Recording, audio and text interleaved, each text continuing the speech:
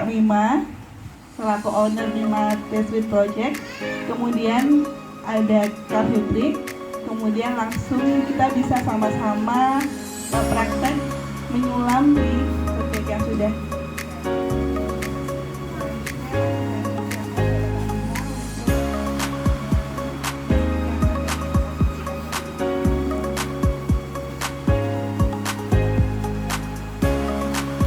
Ibu-ibu dan yang peserta yang hadir hari ini, sebenarnya hari ini ada 7 orang ya, cuman yang izin tadi ada 2 orang, mungkin karena masih long weekend, ada yang masih jambore ya, ada yang kayak belum sampai sini, mungkin karena mantu juga, jadi sementara ini private class.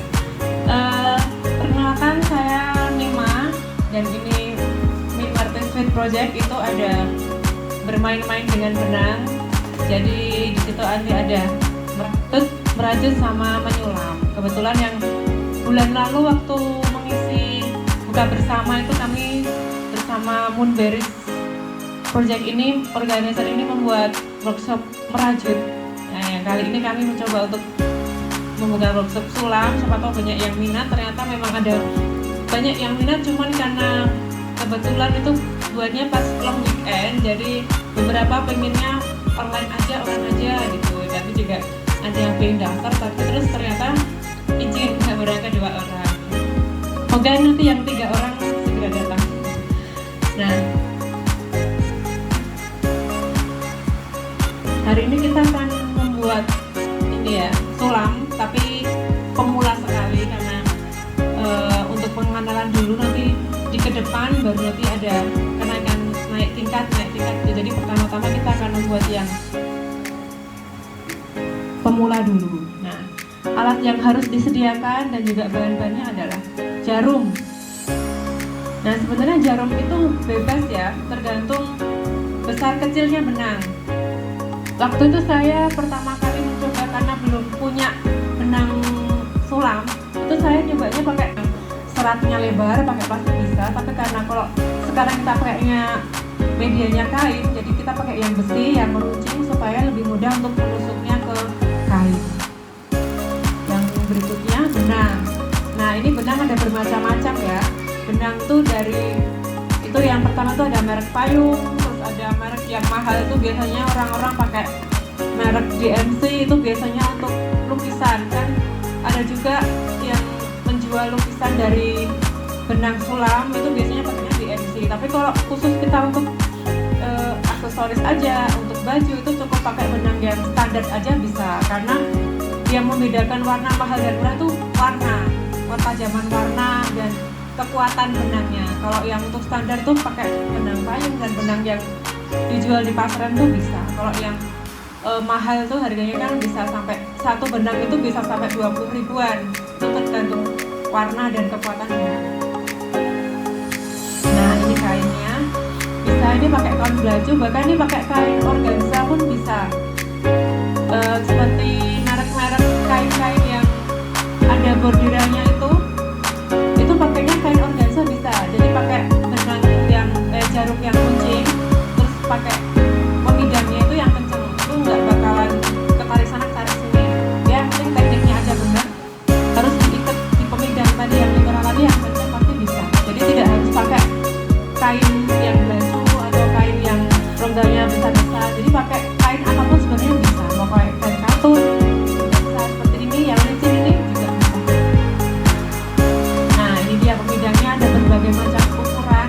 Ada yang dari bambu, ada juga yang dari plastik. Sebenarnya ini mau pakai bambu atau mau pakai plastik atau pakai kayu, yang kayu jati itu apa aja bisa digunakan. Tergantung saya suka yang mana ya. Ada ukuran juga, dari ukuran kecil sampai besar, juga tergantung media kain yang kita gunakan.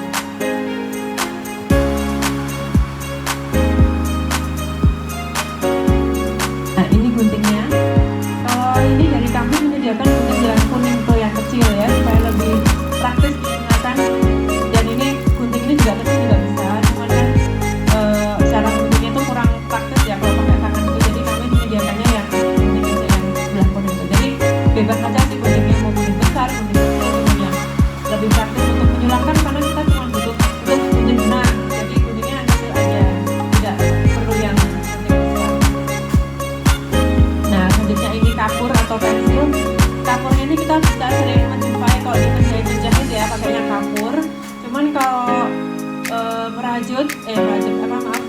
menyulam itu biasanya pakai pensil aja, karena menyulam itu kan sama seperti menggambar ya, cuman kan gambarnya itu medianya benang. Jadi kita membuat sketsa dulu pakai pensil supaya hasilnya tuh tetap dan tertata. Jadi pakai pensil, jadi kami juga sudah menyediakan pensil di dalam tas itu untuk menggambar dulu, baru nanti kita tusuk jarum. Nah, ini adalah hasil karya saya. Itu berupa gambar ya, saya bikinnya karena saya ingin membuat yang di luar orang-orang buat. Jadi yang pertama itu saya sketsa dulu gambar orang menari, ini kanan dan kiri ya, orang menari, lalu saya tusuk jarum pakai ada bermacam-macam cara teknik sulam, dari yang biasa sampai yang timbul. Nah, ini yang membedakan sulam tangan sama bordiran mesin ya. Kalau bordiran mesin kan seperti ini kan mesin. Kalau bordiran mesin itu kan tidak ada 3 dimensinya ya, tidak ada menonjolnya dan tidak hanya datar gitu aja ya kalau bordiran mesin ya. Tapi kalau kita sulam tangan, kita tuh bisa bikin yang menonjol, bordiran 3 dimensi seperti ini ya. Lalu warnanya juga kita bisa seperti kita mewarnai, seperti melukis, dipadukan warnanya jadi gradiasi tergantung tekniknya kita sendiri. Itu yang membedakan antara sulam bordir mesin dan juga sulam bordir tangan itu. Nah, ini. Nah, kalau yang sebelah sana itu saya menggabungkan kainnya itu pakai kain tiller. Jadi yang bagian bloknya itu pakai kain tiller, atasnya itu benang sulamnya. Ini saya buat untuk sarung bantal kursi ya. Jadi bisa di mix pakai kain not. Ini yang nanti hasilnya titik-titik seperti ini. Lalu hari ini kita juga belajar ini back stitch ya, tusuk belakang maju. Lalu ada ini lazy daisy stitch ya, itu biasanya untuk membuat bunga. Lalu yang terakhir ini kita mau bikin ini feather stitch, ini untuk bikin pohon, rakit pohon pakai ini. Jadi ini untuk titik-titik itu, titik buat titik, lalu kita buat itu back stitch itu untuk garis, membuat garis lurus, buat batang ya. Lalu hari ini juga kita bikin lazy daisy, ini untuk membuat bunga. Lalu yang ini bagian untuk membuat rantingnya ya. Jadi hari ini kita ada belajar 4 cara sulam ya, teknik sulam. Nah, ini adalah sketsanya. Jadi sketsanya itu kita bikin yang tengah dulu ini. Yang tengah